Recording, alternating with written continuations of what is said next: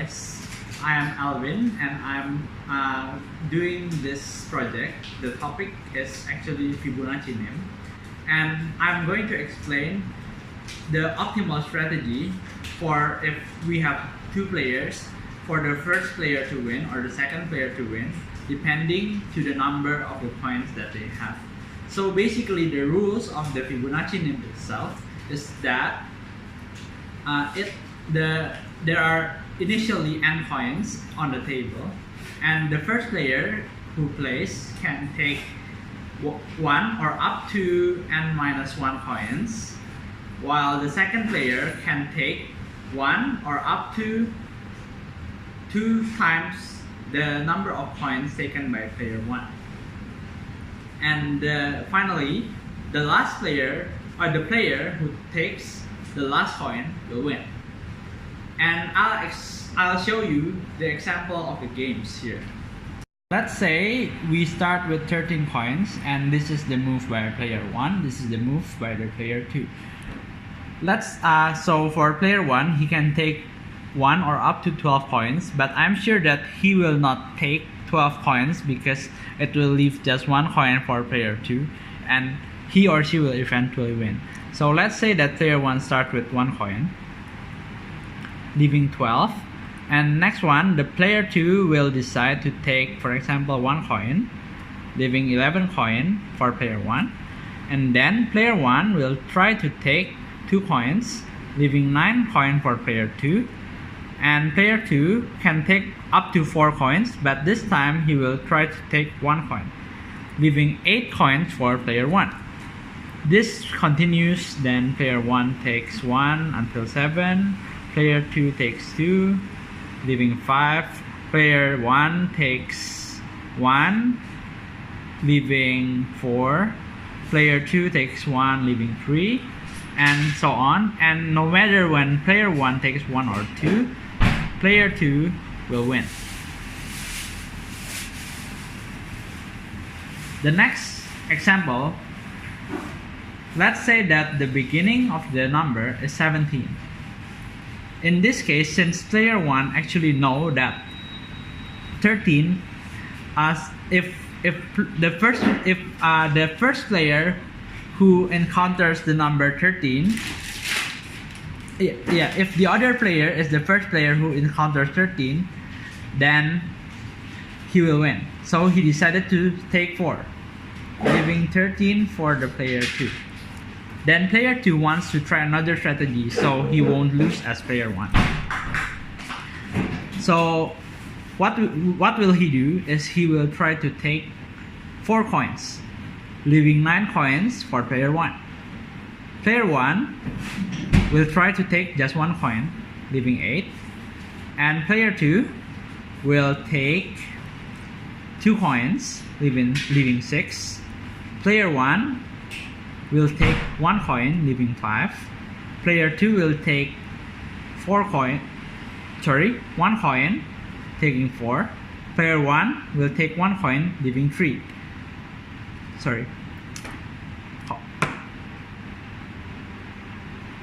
Okay. And then, in this case, player 2 will have no choice but to take either 1 or 2 coins. So no matter player 2 takes 1 or 2 coins, player 1 will win. Notice that actually 13 here is a Fibonacci number, while this one is not a Fibonacci number.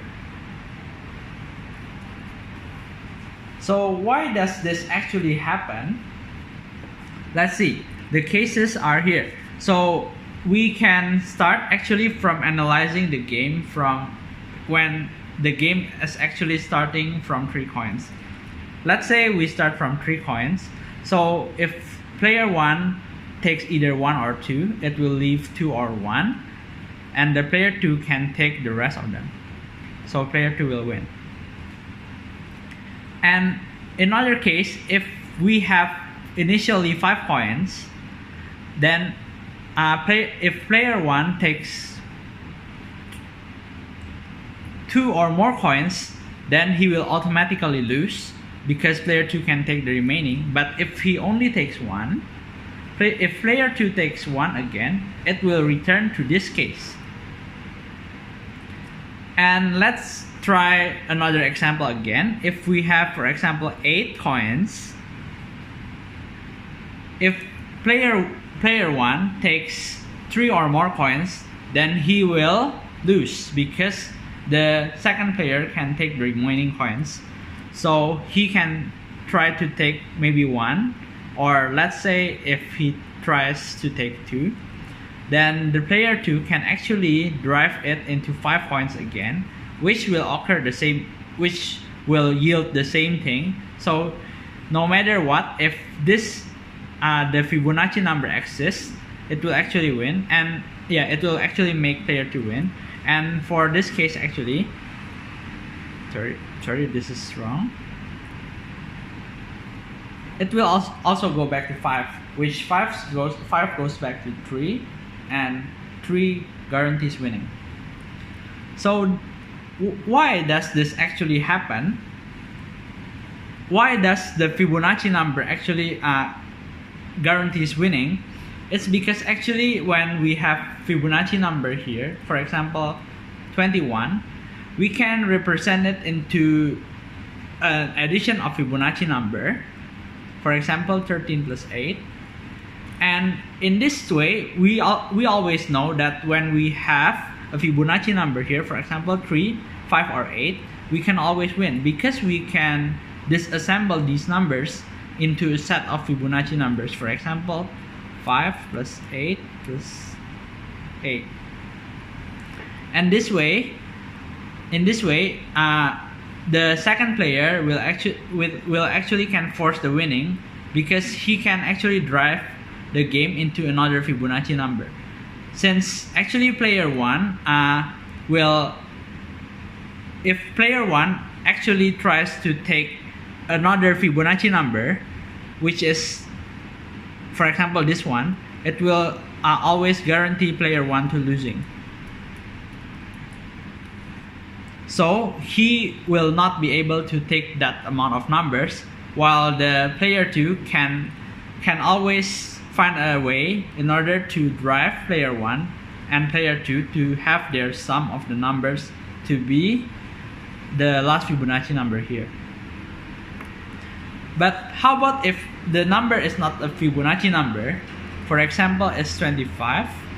So actually player 1 who wins, who plays the first, he can actually try to drive the number into a Fibonacci number, because we already know that Fibonacci number guarantees winning if we are the second player.